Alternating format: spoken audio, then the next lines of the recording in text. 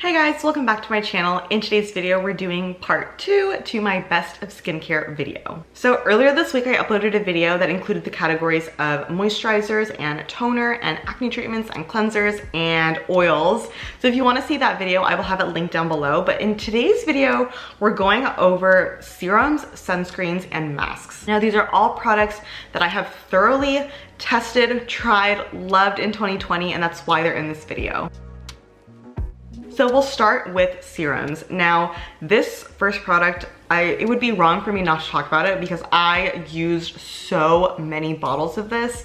This is the Visviva Urea 5% and niacinamide 5% rosewater serum. This is truly like the most gorgeous hydrating serum of all time. It smells really delicately like rose petals in like the most beautiful, girly, elevated way possible. But not only that, it also has urea at 5%, which is really hydrating, and niacinamide at 5%, which really helps with hyperpigmentation. And if you have excessive oiliness, it can also help with that. I used this religiously every single morning for many months. It is a little bit of a pricier product, but I do think it's absolutely worth it because it's a gorgeous sensorial experience and it is just so hydrating and so lovely underneath of any product you apply. Another hydrating serum that I've really been enjoying in 2020 is from Timeless Skincare.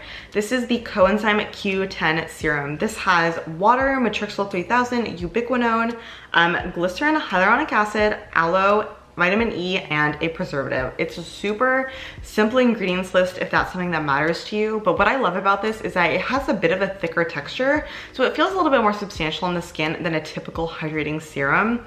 Coenzyme Q10 is a really great antioxidant, so I definitely do recommend using this in the morning underneath your sunscreen. That's how I personally use it, and I've been really enjoying it. Now, the next serum that I want to talk about, I don't actually have with me. I thought I had it, but I guess I got rid of the empty, but Crave Beauty's Great Barrier Relief is such a staple. GBR is truly my band-aid for damaged, broken skin barrier type situations that I often find myself in if I over-exfoliate using retinol or alpha-hydroxy acid. Yep, I do that sometimes and it is not good. But fortunately, Great Barrier Relief does take my skin back to a healthy place because it's formulated with really skin barrier friendly ingredients like ceramides and niacinamide and tamanu oil, which is like the signature star ingredient in GBR. I know they call it a serum, but I definitely think it's more of a moisturizer, like a very thin moisturizer as opposed to an ultra rich thick serum. It's just semantics at the end of the day. They call it a serum, so I'm including it in the serum category, but it's definitely a very thick emollient type serum, so take with that what you will. In the same kind of vibe is Stratea Liquid Gold, which I have seriously been loving. I think the main difference between GBR and Stratea Liquid Gold is the fact that GBR focuses a lot on tamanu oil, whereas the Stratea Liquid Gold is very much a sea buckthorn oil type product because it has that really beautiful yellow color. I don't know if you can see that, but the yellow color is because of the sea buckthorn oil in it. Really friendly to the skin barrier, so it has those really replenishing, really nourishing ingredients. So I've definitely been using this a lot lately because the weather is getting a little bit colder and I do find that my skin needs something more substantial than just the typical, you know, hydrating serum and then moisturizer. I do love layering this underneath my moisturizer and it's just beautiful. This is definitely something that you can use every single day, so I definitely think of it as like a daily vitamin. Like you take your vitamins and then you have your liquid gold. Okay, in terms of sunscreens, there were some really standout sunscreens of 2020. Probably the one that I didn't shut up about the most is Misha Essence Sun Milk. I won't talk about it too much because I'm sure you're sick of hearing about it, but this is really just my favorite lightweight sunscreen for summertime when the weather is hot and it's humid and you want something that's not sticky, not greasy, something just totally effortless on your skin. This is a sunscreen for you. What I really enjoy about this additionally is the fact that it has zero white cast on me at all. Like a lot of sunscreens, and if you are a person of color as well, you definitely know this, a lot of sunscreens make us feel very ghostly, very ashy, very pale, but this sunscreen, because it's formulated with organic sunscreen filters, specifically organic sunscreen filters that are more popular in Asia and in Europe, like Tinosorb S and Uvanil A, those sunscreen filters are a lot more sophisticated, they're a lot more photo stable, and they don't leave a white cast. This is definitely a new sunscreen. This is the Fenty Skin Hydrovisor. This came out this year, and I was not expecting to like this because this is an American sunscreen, meaning that this has organic sunscreen filters in there that are a little bit less sophisticated, in my opinion, than the Asian and European ones. But shockingly, I really like this. It is really pretty. It has such a beautiful dewy finish on it. Definitely no white cast, definitely no irritation. It is quite perfumey, quite fragranced, so if that's something you're sensitive to, definitely stay away from this.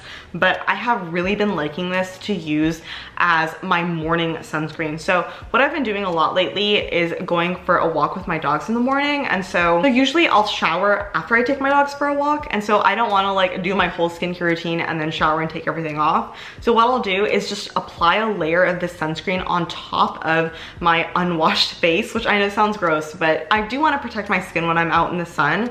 So I'll apply the sunscreen to my unwashed face, go about my business, take the dogs for a walk, run a couple errands, come back home, and then take a shower.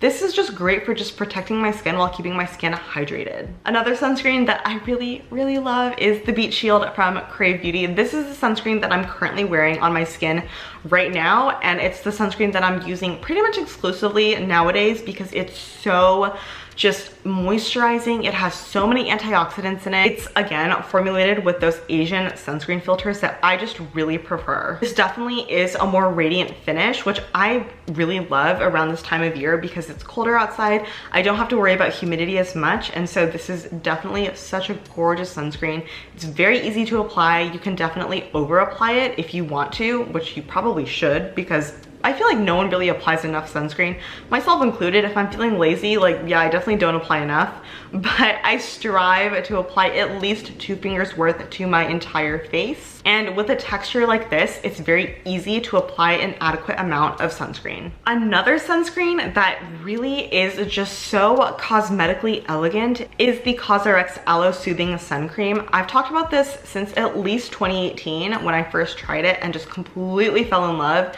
This has such a really gorgeous like moisturizer feel to it. It does not feel like a sunscreen at all. Again, as you'll see with a lot of these sunscreens, it has those Asian sunscreen filters that are just so much better. Like, they're more cosmetically elegant, they don't leave a white cast, they're more photo stable, they're not as irritating as other ones approved in the US. So I really just prefer Asian sunscreen formulations. None of these sunscreens are crazy expensive either. All of them are below $25, I believe, which is amazing. And then in terms of masks, I did use a lot of masks in 2020. Some of them are very underwhelming. Some of them definitely performed better than others. So probably my favorite mask of all of 2020 is the Mugwort mask from the brand I'm from. This is a Korean brand, and it's just such a beautiful mask. So Mugwort itself is a very medicinal smelling ingredient, and it's super soothing. I love that quality of Mugwort. It's just crazy soothing. It's very hydrating. So this is a great mask that won't dry your skin out. It is like a gel texture with little particles in it. So I really love applying this to my skin in the morning and then rinsing it off in the shower. It just works really well for my skin. If my skin is feeling really dry, really irritated, this is a mask that I run to. And unlike other masks, which generally don't really have that much of an effect on my skin because you wash it off after a certain amount of time, this actually does have lasting results on my skin. Now, in terms of masks that don't have results on my skin, but I still really enjoyed it from just purely a textural standpoint, from a sensorial experience standpoint, definitely the mask that stands out to me is the Fresh Rose face mask. I don't have it with me because I ran out, but that face mask is like a gel texture with little rose petals in it, and it just smells incredible. It's super hydrating, super cooling. It kind of depuffs your face a little bit.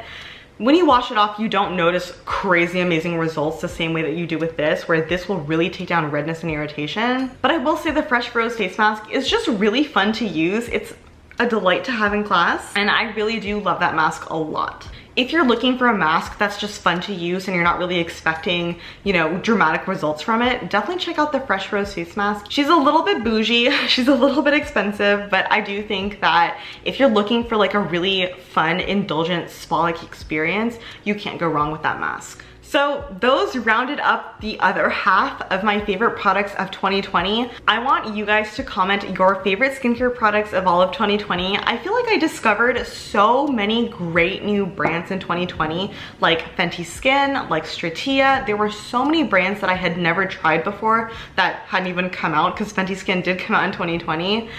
There were a lot of brands that I hadn't tried before that I finally took the plunge this year and tried and fell in love. Also, it would be great if you guys let me know in the comments what you're buying during Black Friday, because I personally am not buying any skincare because I have a giant backlog of products that I need to test out. But I'm probably buying some leggings, some sports bras, some clothing probably, that kind of thing. But let me know what you're buying because I'm nosy like that. But with all that being said, thank you all so much for watching and spending this time with me. Have a beautiful week, and I'll see you in my next video. Bye!